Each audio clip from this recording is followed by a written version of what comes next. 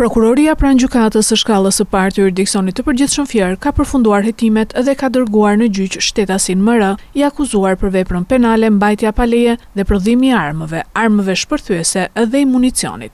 Sipas hetimeve të zhvilluara në kuadër të procedimit penal të vitit 2025, rezulton se MR, gjatë kohës që drejtonte automjetin, mbante me vete një armë zjarri tip pistolet me 50 fishek.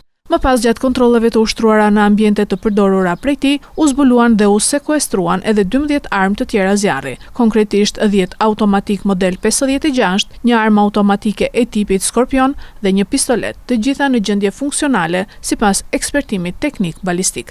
Po ashtu në kuadër të hetimeve janë sekuestruar edhe 465 fishek luftarak të kalibrave të ndryshëm, 14 krëra armësh për automatik, pushkë dhe pistoleta, si dhe 2 pajisje për zbutjen e zhurmës së armëve të njohura si silenciator.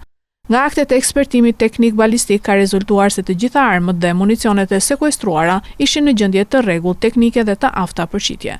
Hetimet kanë nxjerrë gjithashtu të dhëna që krijojnë dyshime se një pjesë e armëve mbahej me qëllim shitjen e tyre në mënyrë të palishme. Ky aspekt po hetohet në një procedim penal të ndarë. Prokuroria e Fierit shprehet se mbetet e angazhuar në goditjen e çdo forme kriminaliteti që cënon rendin dhe sigurinë publike, veçanërisht të veprave penale që lidhen me armbajtjen pa leje, prodhimin dhe tregtimin e palishëm të armëve dhe municioneve. Në bashkëpunim me Policinë e Shtetit dhe institucionet e tjera ligjzbatuese, organi i akuzës thekson se do të vijojë ndjekjen me vendosmëri të rasteve të tilla, me synim forcimin e rendit publik dhe rritjen e sigurisë së qytetarëve.